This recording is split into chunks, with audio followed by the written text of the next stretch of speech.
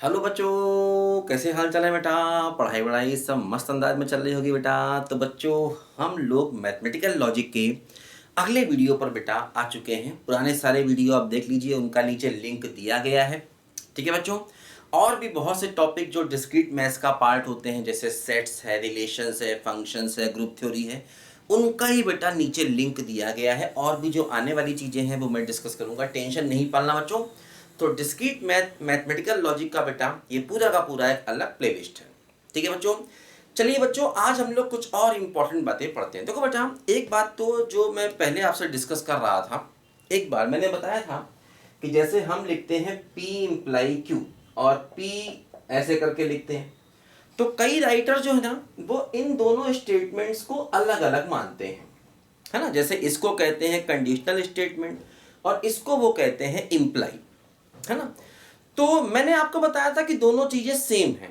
मैंने बताया था आपको दोनों चीजें सेम है। बहुत से राइटर क्या कहते हैं, कहते हैं कि भाई ये कंडीशनल स्टेटमेंट है और इसको हमें इम्प्लाई कहना चाहिए। तो ठीक है, कोई बात नहीं, लोगों के अपने अपने आइडियाज हैं, अपने अपने लोग बात को रखते हैं, ठीक है ना। तो कोई दिक्कत वाली बात नहीं। अगर आपकी बुक में, अगर आपके सिलेबस में कुछ ऐसा है कि दोनों को अलग अलग माना गया है, तो आप अलग अलग मान सकते हैं। देखो, मैंने क्या बताया था कि ये कंडीशनल स्टेटमेंट होता है P इम्प्लाई Q, इसका अपना एक ट्रुथ टेबल होता है ना। जैसे कि मान लीजिए ये P है और ये Q है और ये P है ना, कंडीशनल Q है। तो मैंने क्या बताया था कि TT के होने पर T होता है, TF के होने पर F होता है, FT के होने पर T होता है, और मैंने बताया था कि FF के होने पर भी T होता है। ये मैंने समझाया था। देखो, अब कई राइटर क्या कहते हैं कि भाई ये तभी लिख सकते हैं जब इसके सारे रिजल्ट ट्रू हों। मतलब अगर हम P इम्प्लाई Q करें और P इम्प्लाई Q के सारे रिजल्ट ट्रू हों, मतलब वो एक टोटोलॉजी हो, है ना। जो P इम्प्लाई Q जो है, अगर P imply Q is a tautology, अगर ये एक टोटोलॉजी है ना। टोटोलॉजी का मतलब मैंने क्या बताया था कि उसके सारे आंसर ट्रू होने चाहिए। अगर P इम्प्लाई की एक टोटोलॉजी है, तब हम इसी को ऐसे करके लिख सकते हैं और इसको वो लोग कहते हैं टोटोलॉजिकल इम्प्लीकेशन, है ना। तो ये थोड़ा सा यहाँ पर चीजों में कई बार अंतर हो जाता है। टोटोलॉजिकल इम्प्लीकेशन, है ना, ऐसा वो लोग कहते हैं बहुत से राइटर, कि अगर इसके सारे रिजल्ट ट्रू आए तो आप इसको ऐसे लिख सकते हैं। उस और इसको वो लोग सिंपल इम्प्लाई भी कहते हैं, इसको वो इम्प्लाई नहीं कहते, कहते ये कंडीशनल स्टेटमेंट है केवल, और ये वाला स्टेटमेंट क्या है, इम्प्लाई। मैंने बताया था कि दोनों बातें सेम है, मतलब इसकी जगह ये, इसकी जगह ये लिख सकते हैं। ये मैंने आपको समझाई थी। कोई बात नहीं, अगर आपकी बुक में कुछ ऐसा है तो आप अलग अलग कर सकते हैं। ये बात ध्यान रखना, मेरी नज़रों में दोनों बातें सेम है ना। कोई बात नहीं, होता है कई बार अलग अलग राइटर के अपने अपने तरीके होते हैं। कोई बात नहीं, आप समझ गए होंगे चीज़ों को। देखो, जैसे मैं आपको एग्जांपल देता हूँ, जैसे क्या होता है कि मैं आपको एग्जांपल दूँ यहाँ पर कि कैसे वो लोग चीज़ों को अलग अलग करते हैं। देखो, जैसे मान लो अगर मैं एक ट्रुथ टेबल बनाऊँ P intersection Q imply Q की, मान लो मैं इसकी ट्रुथ टेबल बनाना चाहता हूँ, मान लो। अच्छा, एक बात और भी, कई राइटर क्या करते हैं, कई राइटर कहते हैं कि अगर P के ट्रू होने पर Q ट्रू है तो हम इसको ऐसे लिखेंगे। जैसे कई तो कहते हैं कि ये टोटोलॉजी होनी चाहिए, सारे ट्रू होने चाहिए, तब इसको ऐसा लिखेंगे। अच्छा, कई राइटर कहते हैं कि नहीं, केवल इसके ट्रू होने पर अगर ये ट्रू हो गया तो हम ऐसा लिख सकते हैं, और उसको वो लोग लॉजिकल इम्प्लीकेशन कहते हैं, है ना। तो कहते हैं कि अगर P ट्रू है और P के ट्रू होने पर Q ट्रू है, तो फिर इसको हम P इम्प्लाई Q लिख सकते हैं, और इसको वो लोग लॉजिकल इम्प्लीकेशन कहते हैं। कई राइटर थोड़ा सा यहाँ पर ऐसी बात करते हैं। तो थोड़ा सा लोगों ने आपस में कुछ कंफ्यूजन बनाया हुआ, हालांकि ऐसी कंफ्यूजिंग चीजें एग्जाम में जनरली लोग नहीं पूछते हैं। फिर भी आपके यहाँ जो आपको बुक रेफर की है उसमें देख लेना वो क्या कहते हैं, या आपके सर लोग उसमें किस टाइप से बोलते हैं, है ना। क्योंकि उसी हिसाब से फिर वो कॉपी चेक करेंगे और उसी हिसाब से फिर वो नंबर देंगे। क्योंकि जनरली क्या होता है, ऐसा होना तो नहीं चाहिए, है ना। यहाँ पर क्या होता है कि लोग अपनी एक धारणा बना लेते हैं। लोग कहते हैं कि नहीं ये सही है, ये गलत है। सारी चीज़ों पर वो नहीं करते हैं, है ना, कि भाई सब चीज़ों को देखना चाहिए। ठीक है, किसी किताब में अगर ऐसा लिखा है तो ऐसा भी सही हो सकता है। तो इसलिए मैं बता रहा हूँ, कुछ नहीं, ठीक है ना। देखो, जैसे मान लीजिए अगर मैं इसकी ट्रुथ टेबल बनाता हूँ, जैसे P मान लिया मैंने है, और Q मान लिया मैंने लिया, फिर मैंने P इंटरसेक्शन Q लिया मान लीजिए, और फिर मैंने लिया P intersection Q imply Q, ऐसे मान लो मैंने लिया। देखो मान लो ये TT है, ये TF है, ये FT है और ये FF है, ऐसा है। TTT हो गया, TF F हो गया, FT F हो गया, FF F हो गया। अब हमें क्या करना है, दिस इंप्लाई दिस करना है। तो T इंप्लाई T, T हो गया, F इंप्लाई F, ये भी T हो गया, F इंप्लाई T, ये भी T हो गया, F इंप्लाई, देखो अब यहां पर ये चारों चीजें ट्रू आ गई। मतलब इस कंडीशनल स्टेटमेंट के सारे आंसर ट्रू आ गए। मतलब ये जो एक कंडीशनल स्टेटमेंट है ये क्या हो गया, एक टोटोलॉजी हो गया, क्योंकि इसके सारे के सारे रिजल्ट जो है वो ट्रू आ गए। तो कहते हैं कि अगर कंडीशनल स्टेटमेंट टोटोलॉजी हो जाए तो इसको हम ऐसे लिख सकते हैं। कहते हैं अब आप इसको ऐसे लिख सकते हैं क्योंकि इसके सारे रिजल्ट जो है वो ट्रू आ गए, है ना, इसलिए। तो ये मतलब कुछ राइटर ऐसी बात करते हैं, कुछ राइटर कहते हैं कि नहीं, इसके ट्रू होने पर अगर ये ट्रू होगा तब हम उसको इंप्लाई कह सकते हैं। तो थोड़ा सा यहाँ पर अलग अलग बातें हैं। ये बात मैंने पहले भी एक बार डिस्कस की थी, आज इसको फिर और डिटेल से डिस्कस कर दिया। तो टेंशन नहीं पाना, टेंशन जाएगा पेंशन लेने और सब कुछ हम समझेंगे, है ना। ये कुछ चीज़ें होती हैं ऐसी जो हर टॉपिक में हर जगह पर अक्सर पाई जाती है, ठीक है ना। अच्छा अब देखो बेटा, आज हम लोग पढ़ेंगे इसमें एक और इम्पॉर्टेंट कॉन्सेप्ट, इसको हम कहते हैं नॉर्मल फॉर्म। और ये बात इम्पॉर्टेंट है, आगे चल के जब हम सर्किट्स का बूलियन अलजेब्रा वगैरह पढ़ेंगे तो वहाँ पर भी ये नॉर्मल फॉर्म जैसी चीज़ें आती हैं। जरा लिखो बच्चों ध्यान से इसको, पहले देखो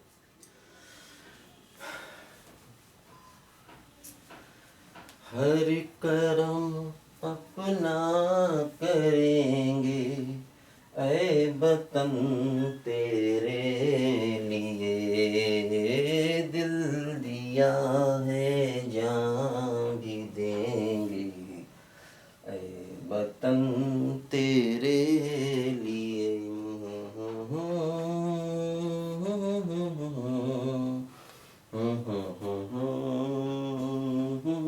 देखो बच्चों, एक कॉन्सेप्ट आता है जिसको हम कहते हैं नॉर्मल फॉर्म। इसको हम जरा ध्यान से पढ़ें। देखो क्या होता है, इसमें दो प्रकार की नॉर्मल फॉर्म होती हैं। एक होता है DNF, शॉर्ट में कहते हैं DNF। इसका मतलब होता है डिसजंक्टिव नॉर्मल फॉर्म।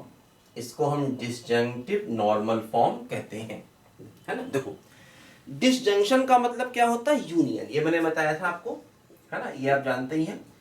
डिसजंक्शन का मतलब इस सिंबल से होता है ना। डिसजंक्शन का मतलब बच्चों इस सिंबल से होता है, ये मैंने आपको समझाया था। तो देखो डिसजंक्टिव नॉर्मल फॉर्म का देखो मतलब बच्चों यहां पर क्या होता है, जरा इसको हम समझें। देखो क्या होता है, इफ ए लॉजिकल एक्सप्रेशन, बहुत ज्यादा मैं थ्योरी नहीं लिख रहा हूं, ठीक है। इफ ए लॉजिकल एक्सप्रेशन, ठीक है, is in form of sum of elementary products,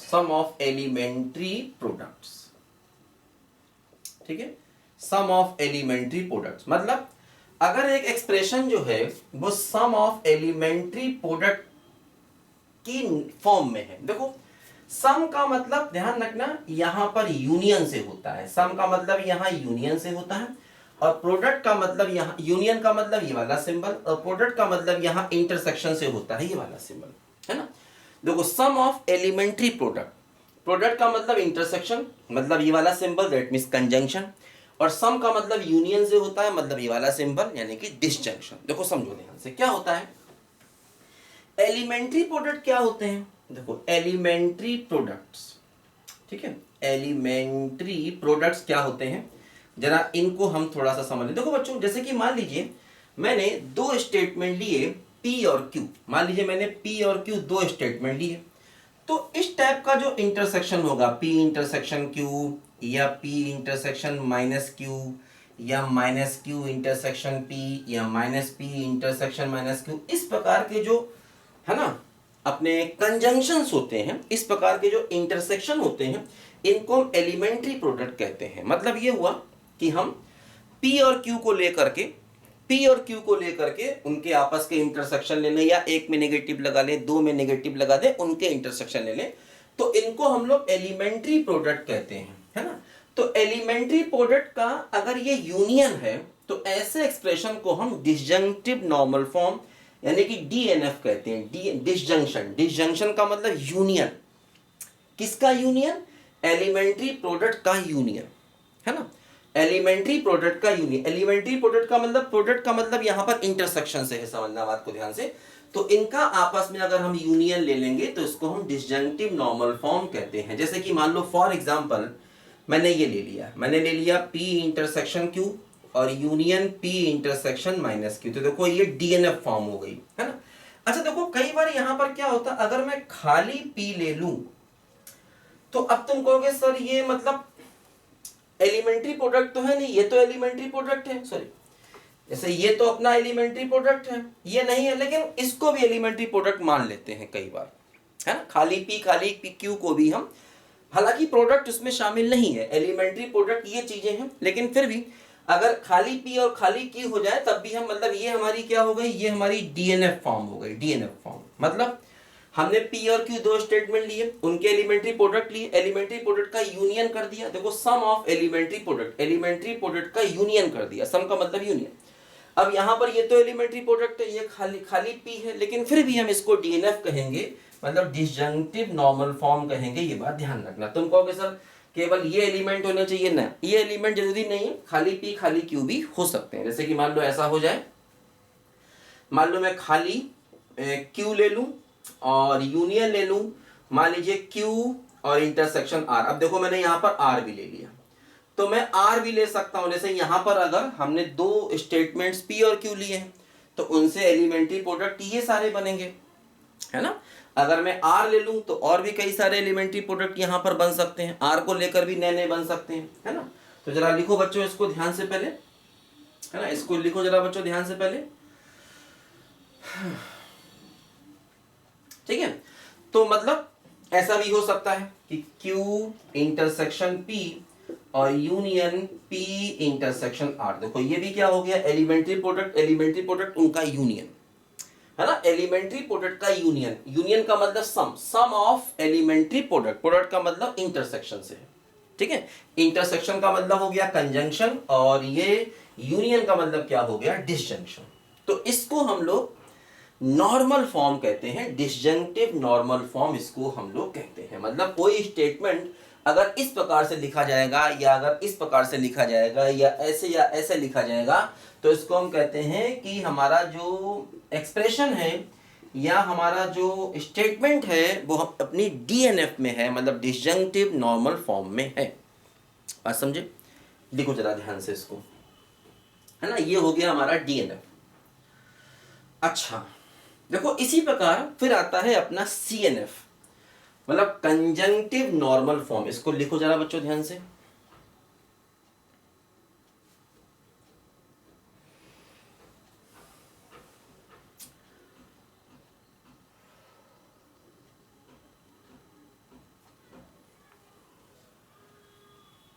जख्मी दिलों का बदला चुकाने आए हैं दीवाने दीवाने, आए हैं दीवाने दीवाने, हुआ आ हुआ आ आया रे आया रे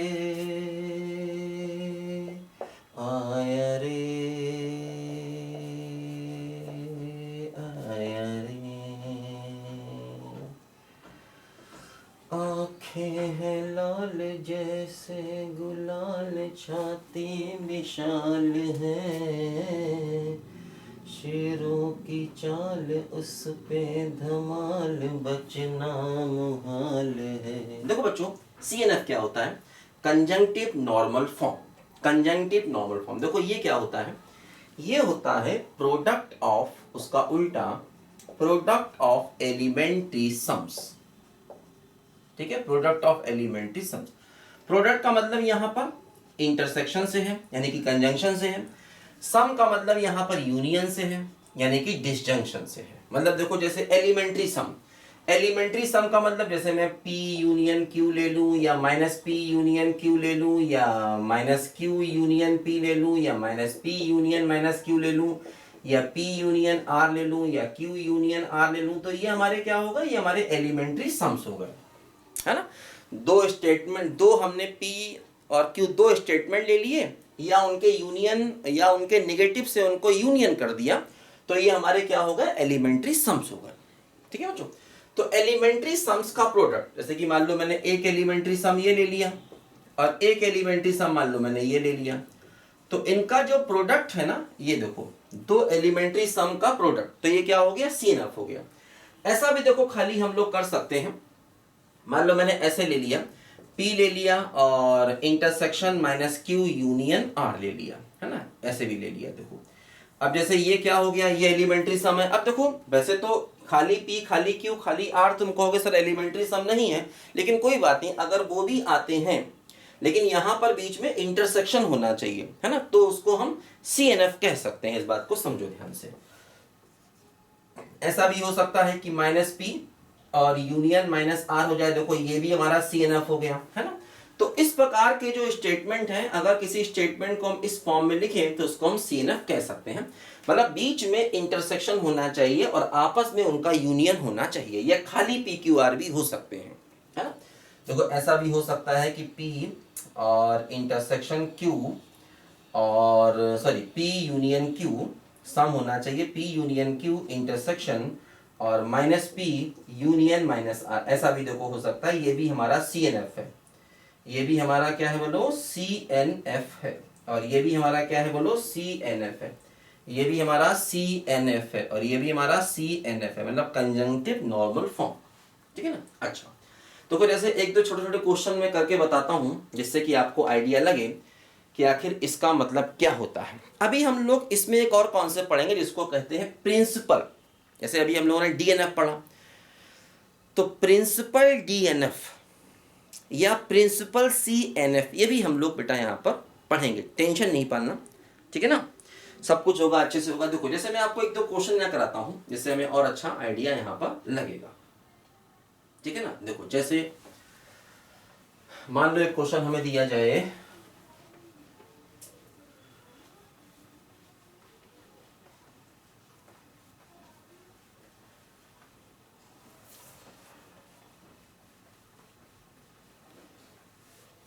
देखो जैसे कि मान लो हमें क्वेश्चन दिया जाए, क्वेश्चन ऐसा दिया जाए कि राइट DNF, मतलब डिसजंक्टिव नॉर्मल फॉर्म में लिखना है, और ऐसे दिया गया है P intersection P imply Q, ऐसे दिया गया है ना, P intersection P imply Q, ऐसे यहां पर देखो दिया गया है, ठीक है ना। तो इसको हमें DNF मतलब डिसजंक्टिव नॉर्मल फॉर्म में लिखना है। डिसजंक्टिव नॉर्मल फॉर्म का मतलब हुआ कि प्रोडक्ट्स का यूनियन, है ना, प्रोडक्ट्स ले सकते हैं उनका यूनियन। देखो ध्यान दो, अब क्या होगा इसका, देखो बच्चों तरीका यहाँ पर ये होता है कि सबसे पहले आप इसको P इम्प्लाई Q को लिख सकते हैं माइनस P यूनियन Q, ये मैंने बताया था रिजल्ट होता है। इम्प्लाई क्या मतलब कंडीशनल स्टेटमेंट है, जैसे कई किताब में बताया ना मैंने आपको, इसको अलग मानते हैं, इम्प्लाई को अलग मानते हैं, है ना। तो मान लो ये कंडीशनल स्टेटमेंट है, तो इसको हम ऐसे यहाँ पर लिख सकते हैं, ये बात मैंने आपको समझाई थी। अच्छा, अब देखो बच्चों इसके बाद क्या होगा कि इसमें हम लोग लगा देंगे अपना डिस्ट्रीब्यूटिव लॉ, मतलब P इंटरसेक्शन माइनस P, और ये हो जाएगा यूनियन P इंटरसेक्शन Q। देखो ऐसे करके यहाँ पर ये हो जाएगा। तो देखो यहाँ पर ये आ गया सम ऑफ एलिमेंट्री प्रोडक्ट्स, है ना, ये एलिमेंट्री प्रोडक्ट, ये एलिमेंट्री प्रोडक्ट और उनका सम, तो ये क्या हो गया, ये हो गया है सम ऑफ एलिमेंट्री प्रोडक्ट्स। तो एलिमेंट्री प्रोडक्ट्स का सम, तो ये एलिमेंट्री प्रोडक्ट है उनका सम, ये क्या हो गया, DNF हो गया। ऐसे करके देखो हम लोग यहाँ पर DNF में इसको लिख सकते हैं। देखो जैसे दूसरा वाला क्वेश्चन, मान लो P यूनियन ऐसे करके है, माइनस P इम्प्लाई, और ऐसे करके देखो यहाँ दिया गया है Q यूनियन और Q इम्प्लाई माइनस R, ये बंद और ये बंद, ऐसे करके, है ना। ये देखो यहाँ पर दिया गया, इसकी हमें DNF फॉर्म लिखनी है, है ना, P यूनियन, और यहाँ पर क्या है देखो minus P imply Q union और Q इम्प्लाई माइनस R। देखो समझो ध्यान से, यहां से शुरू करेंगे। मैंने बताया क्या बोलो, P इम्प्लाई Q को क्या लिख सकते हैं, ये होता है माइनस P यूनियन Q, है ना। P इम्प्लाई Q का मतलब क्या हुआ, माइनस P यूनियन Q। देखो यहां से शुरू करेंगे, ये P union minus P imply और Q यूनियन और Q इम्प्लाई R, तो ये क्या हो जाएगा, ये हो जाएगा यहाँ पर देखो minus Q union minus R। देखो यहाँ पर ये ऐसे हो जाएगा, Q imply R, P imply Q क्या हो जाएगा, माइनस P यूनियन Q। तो यहाँ पर इसको ऐसे लिख सकते हैं, एक एक करके देखो यहाँ पर हम लोग स्टार्ट करेंगे। अच्छा, अब देखो जरा समझो ध्यान से यहाँ पर कि क्या होगा। अब ये है देखो, ये P इम्प्लाई ये पूरा Q हो गया, P इम्प्लाई Q हो गया, तो P इम्प्लाई Q को फिर यहाँ पर ऐसे लिखिए, तो ये हो जाएगा माइनस P, माइनस P का मतलब प्लस P हो जाएगा, और यूनियन ऑफ दिस हो जाएगा, यूनियन ऑफ देखो यहाँ पर दिस हो जाएगा, ऐसे करके, है ना भाई। देखो ये P इम्प्लाई और ये पूरा Q हो गया, तो P इम्प्लाई Q क्या होता है, माइनस P यूनियन दिस होता है, तो इसका माइनस करोगे तो प्लस हो जाएगा, वो चीज आ गई देखो यहाँ पर। अच्छा, अब देखो बच्चों यहाँ पर जरा समझो ध्यान से, क्या होगा कि इसमें, है ना, देखो, है ना, हमें DNF फॉर्म में लिखना था, है ना, DNF फॉर्म में देखो बच्चों हमको यहां पर लिखना था। अच्छा, देखो यहां पर क्या हुआ, सिंगल ही स्टेटमेंट आ गया। देखो जैसे अब यहां पर क्या हुआ, सारे यूनियन ही यूनियन है। जैसे क्या होता है, जब हम P union Q union R लिखते हैं, तो इसमें P यूनियन Q और यूनियन R भी लिख सकते हैं। इसको मैंने बताया था एसोसिएटिव लॉ कहते हैं। इसको ऐसे लिख सकते हैं, मतलब इसमें ब्रैकेट मैटर नहीं करता, ब्रैकेट यहाँ पर है या यहाँ पर, इसलिए क्या होता है, इसको हम ऐसे भी लिख लेते हैं, बिना ब्रैकेट के भी लिख सकते हैं। तो वही चीज देखो यहाँ पर भी है कि हम इसको चाहें तो बिना ब्रैकेट के भी लिख सकते हैं। कौन किसके साथ में ब्रैकेट है इसका कोई फर्क नहीं यहाँ पर पड़ने वाला है, समझो बात को ध्यान से, ऐसे। तो अब देखो ये अपने आप में ही कई चीजों का सम है ना भाई, अकेला ही है। जैसे मान लो मैं अकेला ऐसे कर दूं, P union Q union R union minus R कर दूं, मान लीजिए ऐसे कर दूं, तो ये भी तो अपना DNF हो गया, क्योंकि अकेला ही सम है ये। दो का भाई, दो छोटे छोटे सम का प्रोडक्ट होना चाहिए, ये DNF होता है। लेकिन कोई बात नहीं, है ना। अब यहां पर देखो ये अकेला ही, है ना, सम ऑफ एलिमेंट्री प्रोडक्ट होना चाहिए, प्रोडक्ट का सम होना चाहिए। लेकिन यहां पर ये अकेला ही देखो एक स्टेटमेंट है ना। तो देखो यहां पर सब अकेले अकेले हैं, तो जब अकेले अकेले हैं तो उनका सम हो गया, तब भी वो एक तरीके से सम ऑफ प्रोडक्ट हो गया, क्योंकि मैंने बताया था अकेले अकेले भी होते हैं, उनको भी हम ले सकते हैं। जैसे कि मैंने बताया था सिंगल सिंगल भी ले सकते हैं। मान लीजिए हम ऐसे करके लें, तो ये भी क्या हो गया, ये भी एलिमेंट्री प्रोडक्ट माना गया। तो एलिमेंट्री प्रोडक्ट, ये भी एलिमेंट्री प्रोडक्ट, ये भी एलिमेंट्री प्रोडक्ट, उनका सम। तो यहां पर ये सारे ही देखो सिंगल सिंगल सिंगल आ गए, तो जब सारे सिंगल सिंगल सिंगल आ गए तो उनका भी सम, मतलब इनको भी हम एलिमेंट्री प्रोडक्ट कह सकते हैं, मैंने बताया था आपको। तो ये भी DNF फॉर्म हो गई, है ना, ये भी DNF फॉर्म हो गई, क्योंकि ये सब अलग अलग सिंगल सिंगल है। तो जब सारे के सारे सिंगल सिंगल है, तो ये भी अपने आप में छोटे छोटे एलिमेंट्री प्रोडक्ट माने जाते हैं। मैंने बताया था कि एलिमेंट्री, ये एलिमेंट्री प्रोडक्ट है, और ये भी, इसको भी हम चाहे तो एक एलिमेंट्री प्रोडक्ट कह सकते हैं। हालांकि उस फॉर्म का ये नहीं है, दो इसमें इन्वॉल्व नहीं है, लेकिन फिर भी सिंगल है, तब भी उसको एलिमेंट्री प्रोडक्ट चाहे तो कह सकते हैं। तो एलिमेंट्री प्रोडक्ट का जो हमने सम लिया, यहाँ पर देखो सारे ही अलग अलग सम है, इसलिए ये DNF हो गया। तो ऐसे करके बच्चों हम लोग देखो यहाँ पर इसको DNF फॉर्म में लिख सकते हैं। और एक बात ध्यान रखना, जो DNF फॉर्म है वो यूनिक नहीं होती, मतलब एक ही स्टेटमेंट कई तरीके से DNF फॉर्म में लिखा जा सकता है। तो DNF form is not unique. DNF form जो है वो यूनिक नहीं होती है, एक ही स्टेटमेंट को कई अलग अलग DNF फॉर्म में बच्चों हम लोग यहाँ पर लिख सकते हैं, इस बात को समझो, है ना।